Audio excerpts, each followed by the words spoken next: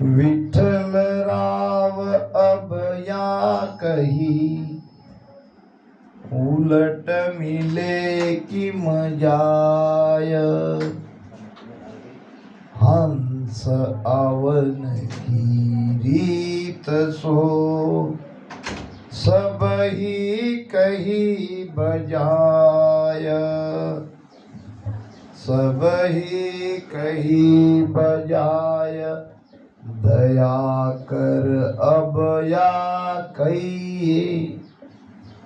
अमर लोक की मजाय, शब्द सुख कैसे लइए। वो विद भिन भिन तारकल, भेद गुंज कहो आय। विठल राव अब या कही, उलट मिले कि मजाय। जलोदा के राजा विठल राव और सदगुरु सुखराम जी महाराज के बीच में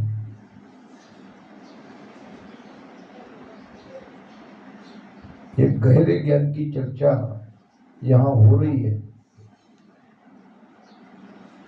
इसके पहले महाराज ने विठल राव को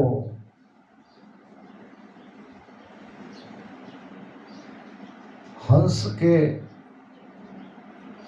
भृगुटी से गर्भ में आने की क्या रीत है, इसके बारे में बताया। यानी हंस से जीव हम कैसे बने, ये सारा भेद बताया। अब राजा विठल राव महाराज को पूछ रहे कि आप जो बंकनाल से उलटने का भेद बता रहे हो, पीछम के रास्ते का दो मार्ग है ब्रह्म में जाने के। एक पूर्व का संकनाल का सीधा भृगुटी होते हुए ब्रह्म में जाना, एक पीछम का बंकनाल का यानी सुषमना के रास्ते से त्रिकुटी होते हुए 10वें द्वार तक जाना और 10वें द्वार को पार करना। ये दो रास्ते हैं। इसमें पूर्व के रास्ते से 10वां द्वार नहीं फूटेगा, 10वें द्वार तक वो अटक जाएंगे। साधन सभी परघरे पूर्व रहा नहीं जाए। भारत ने कहा है कि सारी साधना को छोड़ दो। साधनाएं कई प्रकार की है, सांस उसास में शब्द भी कई है, कोई ओम शब्द के साथ, कोई सोहम शब्द के साथ, कोई श्वासा पे ध्यान लगाते हैं, कोई पवन को पीते हैं, कोई अजप्पा करते हैं। ऐसे कई प्रकार की साधनाएं हैं। तो महाराज कहते हैं कि इन सब साधना में आप उलझो मत। बड़ा आसान सीधा रास्ता बता रहे हैं आपको। प्रेम से सांसों सांस में राम राम सुमिरन करना है। और जब अगबत प्रेम हमारे घट में प्रगटेगा तो महाराज की मेहर होगी और वो सत्सबद न्यायचल प्रगटेगा। तो इसके लिए महाराज ने साफ निर्णयात्मक ज्ञान दिया है। यानी भेद की बात कही है कि साधन सभी परहरे पूरब रहा नहीं जाए। पूरब का रास्ता यानी श्वासा को ऊपर ब्रह्मांड में सीधा मत चढ़ाओ। आप राम राम भी करते हो तो पूरब के रास्ते से जा सकते हो। ऐसे नहीं है कि हम राम राम कर रहे तो हम पश्चिम के रास्ते से जा रहे हैं। अगर कोई ऐसा राम राम कर रहा है, देख लो राम राम तो कर रहा है, मगर श्वासा से जो ऊर्जा, जो चेतना जा रही है ब्रह्मांड में, ये कैसे जा रही है? तो ये सीधी चल रही है ऊपर। उसमें लिव भी लगी है, मन भी लगाया है, राम राम भी कर रहा है, श्वास में ही कर रहा है और बड़ी तेजी से कर रहा है, उताविल पना से कर रहा है, बड़े प्रेम से कर रहा है। मगर ऐसे इस प्रकार से ध्यान करने से जो चेतना है हमारी, वो चेतना सीधी ऊपर चल रही है। हमारी चेतना को हमको पश्चिम के रास्ते से यानी बंकनाल या सुषमना से ऊपर ले जाना है। तो इसके लिए हमको, मैं हमेशा कहता हूं कि श्वासा पेट से लो, राम राम करते करते ऊपर जाओ।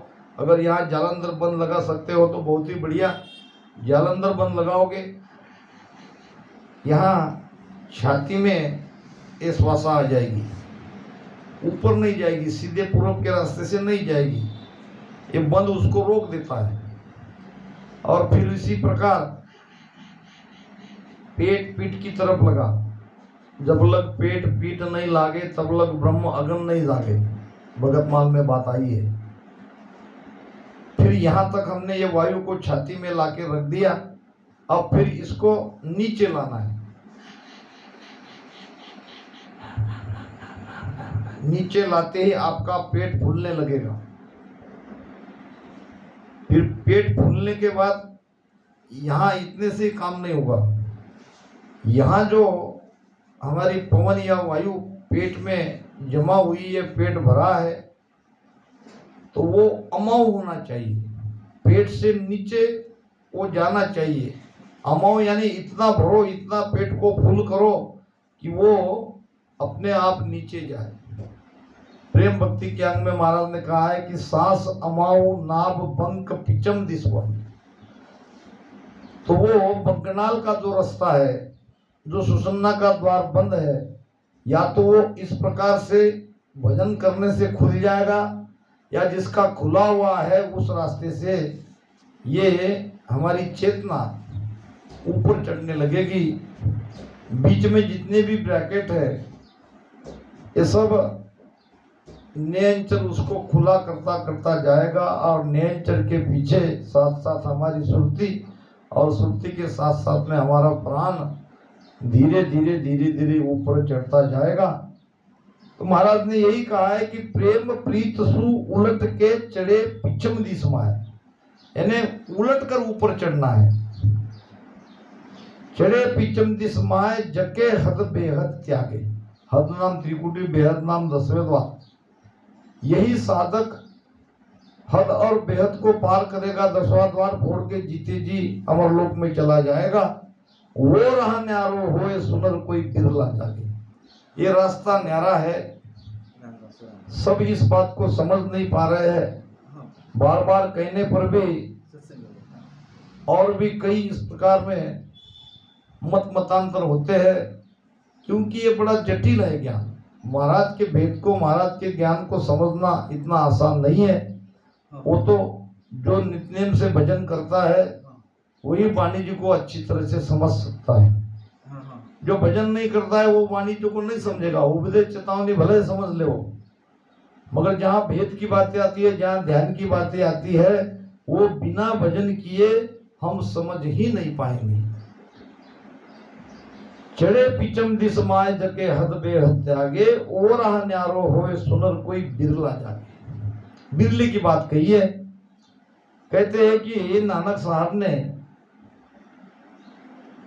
एक दिन सत्संग में उपदेश दे रहे थे, हजारों शिष्य सत्संग को सुनने के लिए आए थे। फिर एकाएक नानक साहब को क्या सूझा, सत्संग से उड़ गए। अब जब उड़ गए तो शिष्य भी, सभी भक्त भी उड़ गए, क्योंकि ये तो मर्यादा है। महाराज ने कहा भी है, आया ऊट खड़ो हुए आगे, आया ऊट खड़ो हुए आगे, ऊट्या के संग उठे वे, ऊट्या के संग उठे वे, छाड़र नेम प्रेम उर पकड़े, छाड़र नेम प्रेम जब सब गांठ्या फूटे वे, जब सब गांठ्या फूटे वे। आया ऊठ खड़ो हुए आगे। संत जब आते हैं, उनका आगमन होता है, तो भक्तों को, शिष्य को उठ के खड़े हो जाना चाहिए और उठिया के संग उठे वे। सत्संग समाप्त होने के बाद जब तक संत या सद्गुरु अपनी जगह से उठते नहीं, तब तक किसी सत्संगी को उठना नहीं चाहिए। तो इसी प्रकार जब नानक साहब सत्संग समाप्त होने के बाद एकाएक उठ गए और सभी लोग उठ गए,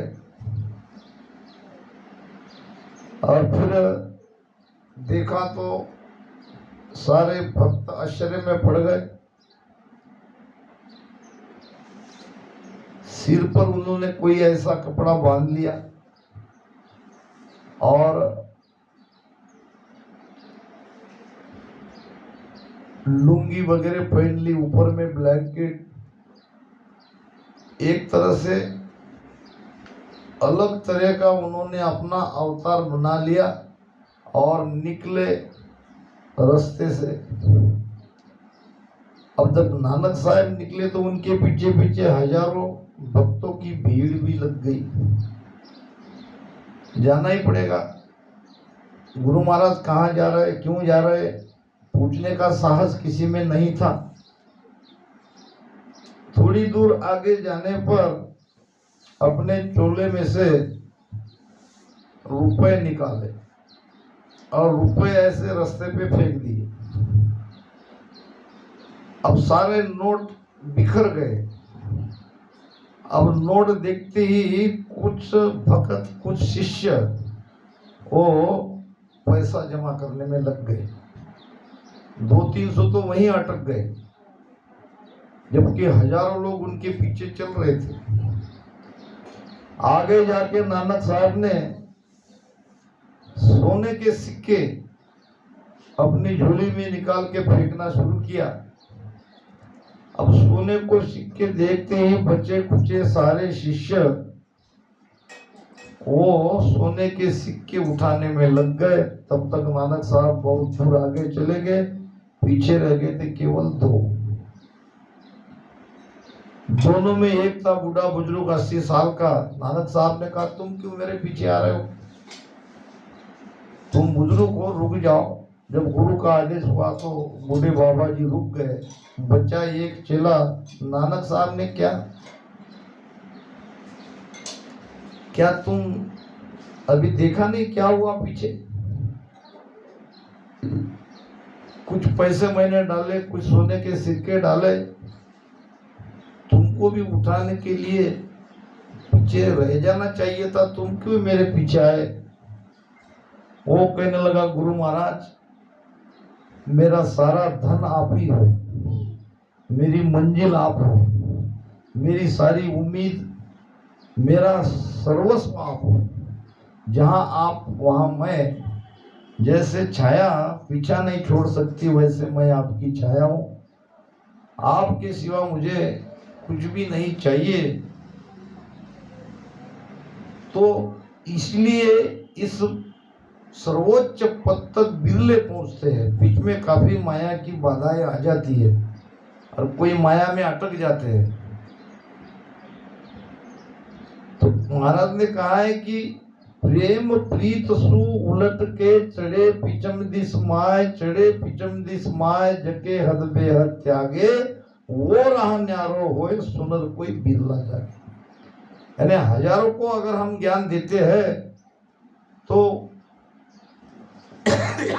कई भक्तों के अंदर ये कंफ्यूज पैदा होगा कि भाई माने कि नहीं माने, सुने कि नहीं सुने, हम जो कर रहे हैं वो ठीक है कि ये जो बता रहे ये ठीक, क्या करे क्या नहीं। कुछ इसमें अटक जाते हैं, कुछ कुछ को अपने स्वयं के ध्यान पर भरोसा रहता है, उनको लगता है कि हम तो पहुंचे हुए ही है, अब इसमें ज़्यादा क्या सुनना है। हम तो इससे भी हमारी स्थिति आगे चली गई है, कुछ उसमें अटक जाते हैं। इसीलिए ये सारा चक्र काल का है। बहुत जल्दी ये बात हमारे बुद्धि में बैठती नहीं, और जब बैठती है तो ऐसे कोई बिगले ही इस रास्ते से उस परम लोक में जा सकते हैं, अनंत पद में जा सकते हैं। तो महाराज यहाँ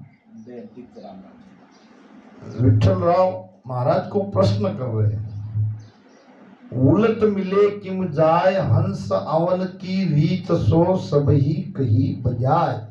संत ज्ञान बजा बजा के देते, संत कोई भरम नहीं रखते। महाराज कहा, महाराज ने एक भजन में बड़ी सुंदर बात कही है, सतगुरु चरण बंधो मेरे प्राणी, सतगुरु चरणा बंधो रे, वे तो को सत ज्ञान बतावे, कछुहन राके छंदो रे, वे तो को सत ज्ञान बतावे। सदगुरु सोई शिष्य को सहज में नाम प्राप्त हुई। सदगुरु सत ज्ञान बताएंगे, सदगुरु बजा बजा के बताएंगे, सदगुरु कोई भरम नहीं रखेंगे। कछुअन राके छंदो रे, छंदो नाम छुपा हुआ सारा ज्ञान आपके सामने खुला कर देंगे। तो यहाँ महाराज ने विठल राव को हंस अवन की रीत सो सभी कही बजाय। ब्रह्म से हम जीव भाव में कैसे आते हैं, आकार में हमारा प्रवेश कैसे होता है, ये महाराज ने बता दिया।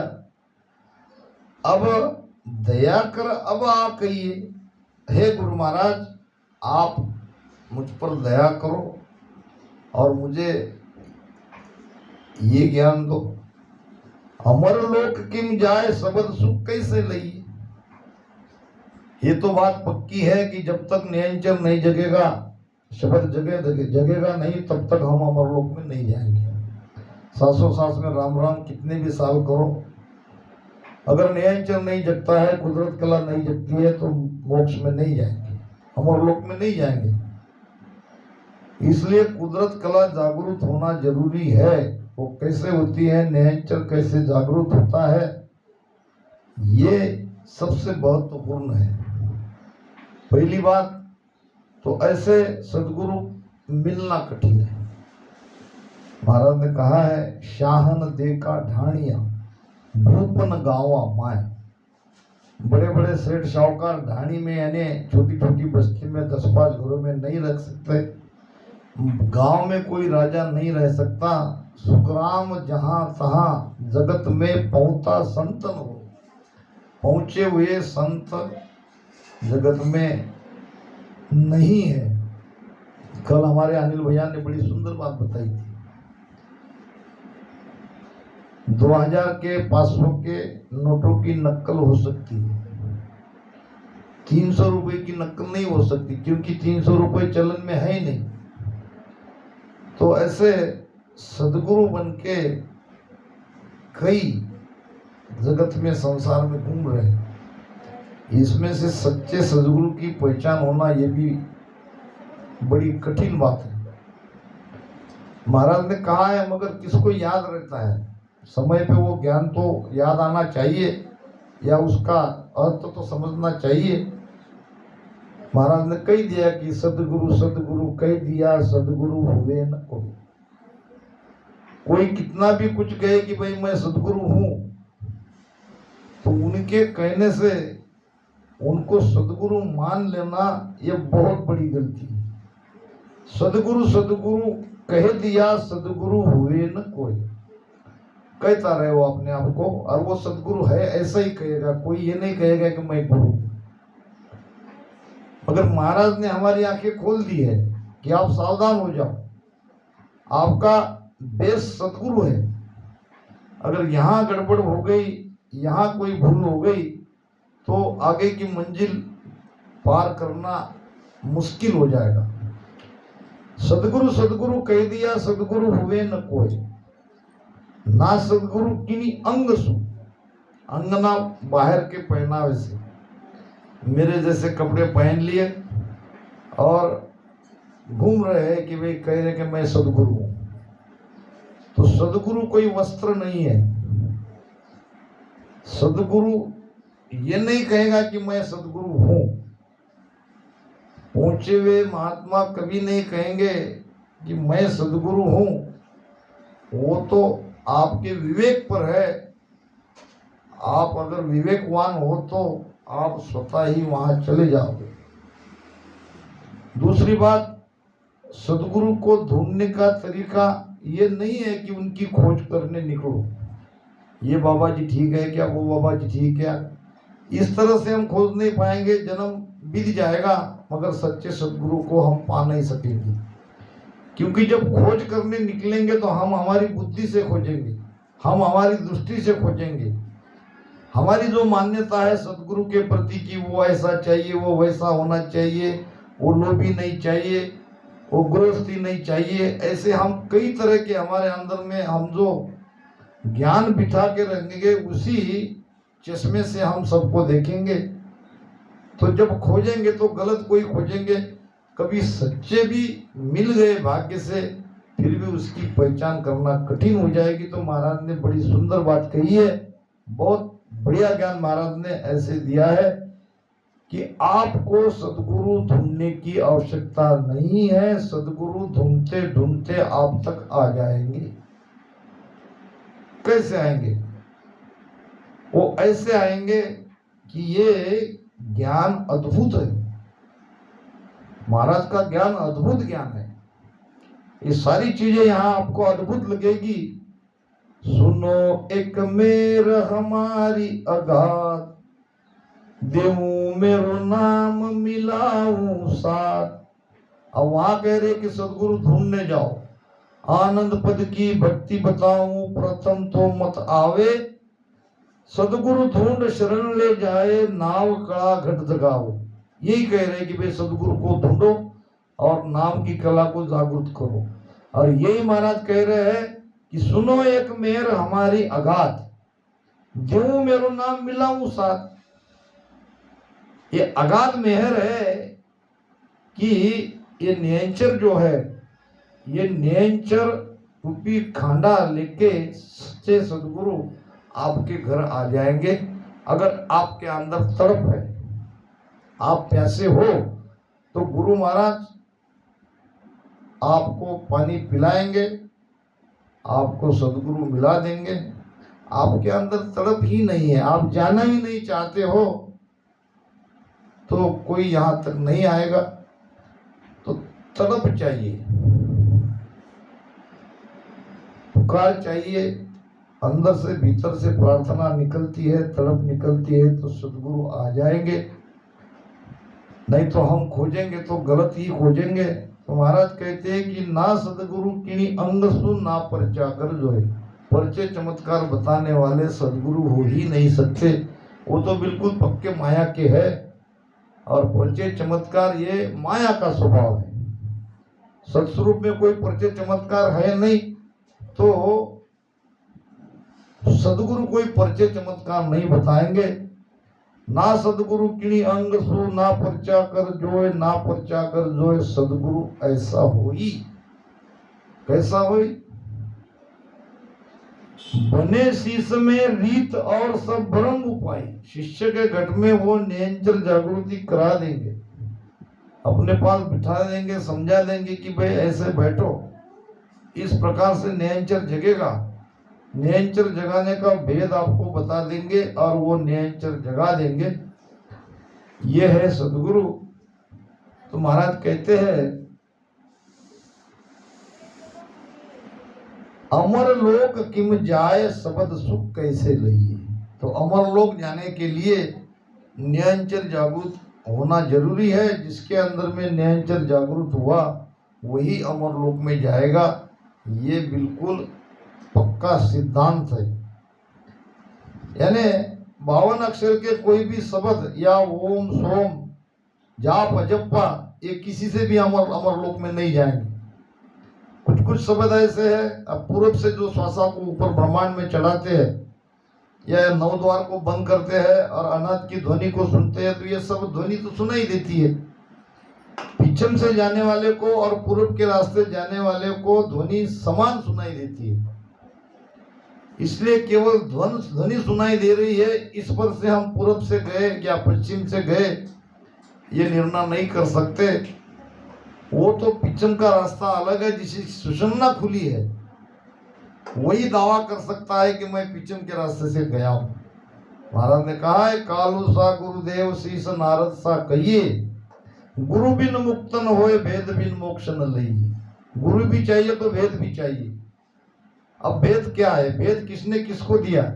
वशिष्ठ मुनि पे आए राम बूझो तत सोई। वशिष्ठ मुनि को भगवान राम ने पूछा, ये ब्रह्म ज्ञान की बात पूछी। जीव मोक्ष किम जाए ताई गत कहिए मोई। जीव मोक्ष में कैसे जाएगा, इसका क्या भेद है? ये तो राम ने वशिष्ठ महाराज को पूछी थी। और जन सुकिया वशिष्ठ कही रामचंद्र सुन कान, ईड़ा पिंगड़ा सुकमणा ब्रह्म मिलन को ध्यान। कोई यह है हमारा चंद्र स्वर ईड़ा, यह है सूर्य स्वर पिंगड़ा, दोनों एक करके ऐसे ऊपर चढ़ते हैं। ये सुषुम्ना जागृत नहीं हुई है। ये भले यहां से वो जाएंगे सुषुम्ना में, मगर सुषुम्ना का मूल है नीचे, वहां वो रास्ता बंद है। नीचे से अगर कोई नहीं खोलेगा और रीढ़ की हड्डी में से प्राण ऊर्जा को धीरे धीरे कोई ऊपर नहीं चढ़ेगा नयनचर के साथ में, तब तक अमरलोक में कोई नहीं जाएगा। तो ऐसे दोनों स्वार एक करके ऊपर चढ़ने को ये सुषुम्ना जागृति नहीं कहा सकते। दोनों श्वास एक भलाई हो जाएंगे। और सुषुम्ना यहाँ भी जगती है तो यहाँ भी दोनों श्वास एक होते हैं। ये देखो, हमारे एक स्वर चलता है तो एक बंद रहता है। कभी चंद्र स्वर चलता है, कभी सूर्य स्वर चलता है। और इनके द्वारा प्राण वायु हम भीतर लेते हैं और इससे सारा शरीर चलता है। एक श्वास लेते ही 5 प्रकार के प्राण अपने अपने कार्य करने लगते हैं। यहाँ का उदान, यहाँ का प्राण, यहाँ नाभि में समान, नीचे अपान और सारे शरीर में व्यान। तो ये 1 घंटे तक लगभग एक स्वर चलता है, फिर दूसरे घंटे में दूसरा चलता है। तो ईड़ा पिंगड़ा हमारी दोनों जागरूक है। अब सुषुम्ना नाड़ी बंद है। यहाँ नीचे गुदा और ब्रह्म स्थान के बीच में उसका उगम स्थान है और वो रास्ता बंद है। हमारी सारी ऊर्जा संसार में जा रही है ब्रह्म स्थान से। अब इसी ऊर्जा को, इसीलिए मैंने पहले इसी वीडियो में कहा था कि भजन कैसे करना। पीठ की तरफ लो। यहाँ जालंधर बंद नहीं लगा सकते हो तो कम से कम वायु पवन को ऊपर मत जाने दो और उसको नीचे करो। और पेट फूलने के बाद जब वो नीचे जाएगा उसका प्रेशर, तो सुषुम्ना खुल जाएगी। जो उसका मुख है वो खुल जाएगा। और जब खुलते ही आपको शरीर में वाइब्रेट होना शुरू हो जाएगा, कंपन होगा, कभी जोर जोर से हिलेगा, ध्रुजने लगोगे, तो ये प्रमाण है आपकी सुषुम्ना नाड़ी जागृत हो गई। अब आपका वो रास्ता खुल गया। अभी पहुंचे नहीं हो, अभी तो आपको बहुत भजन करना पड़ेगा नाभि में। भजन करते करते जाओगे तो फिर धीरे धीरे ये रीढ़ की हड्डी पूरी साफ हो जाएगी। यानी यहाँ जो सांस उसास में प्राण पीछम से पलट रहा है वो बड़ी आसानी से यहाँ तक आ जाएगा। तो यहाँ पे यमराज के स्थान पर ये ऊर्जा आगे नहीं जाने देते। वो वहां जीव को रोक लेते हैं, प्राण को रोक लेते हैं। तो वहां जोरदार भजन करना पड़ता है। कहाँ? नाभि में। तब ये लगा हुआ बंद खुल जाता है। पीठ में दर्द होता है, गर्दन पीछे झुक जाती है और भजन करने की इच्छा नहीं होती। इतना भारी दर्द होता है। जब वो बंद खुल जाता है फिर जाके यहाँ पे त्रिकुटी में आ जाते हैं। फिर त्रिकुटी में आने पर तीनों रास्ता एक होए 10वें द्वार लखाए। फिर यहाँ पे ये ईड़ा और पिंगला यहाँ पे एक होती है। अब श्वासा ऊपर में खींची जाती है। मेरे वीडियो सुनते नहीं है, पूछते हैं मैं क्या कहता हूँ। मैं सारी बातें अनुभव से कह रहा हूँ कि जिसका ध्यान त्रिकुटी में है उसकी श्वासा नीचे नहीं जाएगी, यानी बहुत सीमित मात्रा में जाएगी, पूरी श्वासा ऊपर चली जाएगी। इससे बढ़िया कोई अनुभव त्रिकुटी 10वें द्वार का नहीं है। बहुत कहते हैं कि मुझे ये हो रहा वो हो रहा, मगर वो श्वासा की तरफ ध्यान नहीं देते कि तुम्हारी श्वासा कैसी चलती है, तुम सुषुम्ना में हो कि नहीं हो। अगर तुम्हारी श्वासा नीचे जा रही है, पूरी श्वासा नीचे जा रही है, तो तुम्हारा ध्यान त्रिकुटी में अभी नहीं आया, थोड़ी देर तक आया होगा और तुम वापस आ गए। तो त्रिकुटी में ध्यान लगने पर 10वें द्वार से बाहर निकलने तक ऐसी स्थिति में हम रहते हैं। तो ध्यान की गहराई को आप समझो, क्योंकि आप सब ध्यान कर